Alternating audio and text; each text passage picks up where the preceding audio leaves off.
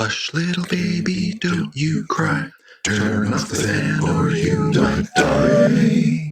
That little bedtime song is what I'm told they used to sing in South Korea because their government issued a safety warning about fans. That's right, fans. The same country that gave us Samsung, K-pop, and 5G networks was super worried about dying from regular old fans. Maybe that explains why my fan keeps playing with knives. So while South Korea was busy with deadly fans, North Korea was like, you guys have electricity? Here's what we know. There's a killer in your room, it's awards season, it's February everywhere outside of America, and I found out that they sell wall calendars that call it Awardsuary. Recently, I got hot. I had to buy a new fan. So I flew 18 hours to do some light fan shopping in Seoul, known for its finest fans. I grabbed one off the shelf and totally ignored the warning label on the box because I was so excited about my new fan. Then I bought the fan. Back at home, all nice and cool, I Google camera translated the warning label into something I could read. It was a government warning label that said, "This device might amaze you in your sleep." Oh, it just changed amaze to murder. Actually, it says, this product may cause suffocation or hypothermia. So I put the fan in the trash. Thanks, Korean Fan Safety Guide. The warning went on to say that it only applies inside the country, which I get. I mean, the firing squad over here only appears when you remove your mattress label inside our country.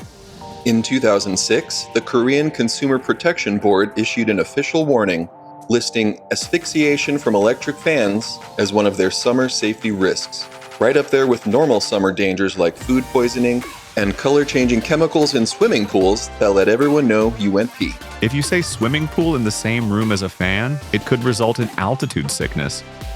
Thanks, Korean Fan Safety Guide.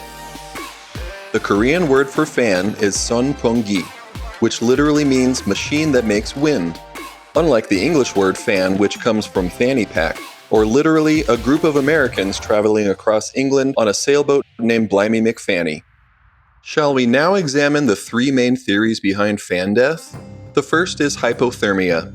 The fan could supposedly cool you down so much that you die of cold in your 90F or 32C degree bedroom.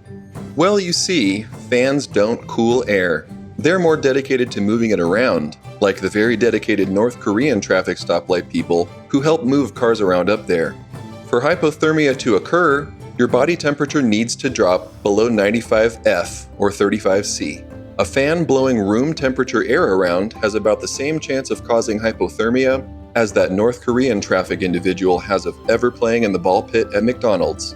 Next, oxygen deprivation. Some believe that fans use up all the oxygen in the room, or that they push the oxygen away from your face, or even that they chop up oxygen molecules with their blades. Your beliefs are concerning, and I'm glad you share them with the group. Let's chop them up to pieces with science. Fans don't consume oxygen. They run on electricity and K-pop music. Oxygen molecules are everywhere in the air. In order to push them away, you would instead need to push yourself away from the planet by becoming an astronaut, riding a rocket away from Earth's atmosphere into the vacuum of space. Or be in a sci-fi movie. And if fans could chop up oxygen molecules, we'd have bigger problems than sleep safety. Like, how would we know they wouldn't learn to chop up other molecules and sell them at K-pop concerts? Here's a super fan fact. A typical bedroom has enough oxygen to last a person about 24 hours, even if completely sealed. Unless you've hired the world's best contractor or you've snuck onto the International Space Station, your room is not completely sealed. Finally, strap yourselves in for number 3, the mythical fan wind. According to some theories, electric fans and K-pop fans both create a special kind of wind that's different from natural wind. Remember those chopped up molecules you bought at the concert? I will now science you again. Wind is just moving air, whether it comes from any of the following sources: a fan, a K-pop fan, a Fanta, or the Phantom of the Opera from all of the musical beings. The only difference is the speed and direction. So unless your fan evolves itself into a jet engine, it's not moving air fast enough to cause any harm. Let's do a little wind speed comparison. Your bedroom fan, 2 to 3 miles per hour. Natural breeze, 5 to 15 miles per hour. Hurricane, 74 and above miles per hour. Your mom when she heard you didn't wear a jacket, and the DeLorean in Back to the Future, 88 miles per hour. This next part is where we need your undivided attention. Stories date back to the 1920s, with a conspiracy theory coming from the 1970s during South Korea's industrial boom. The government was pushing for energy conservation, and what better way to get people to turn off their fans than to convince them they'd die? Think of it as the original Dad Energy Conservation Program. I'm sure you've probably heard, "Turn off the lights, we're not made of money." Or even, "Close the fridge, you trying to cool the whole neighborhood?" And my absolute favorite, "Turn off the fan, we don't have life insurance." Today, Korean fans come with built-in timers, eradicating fan death and paving the way for fan life.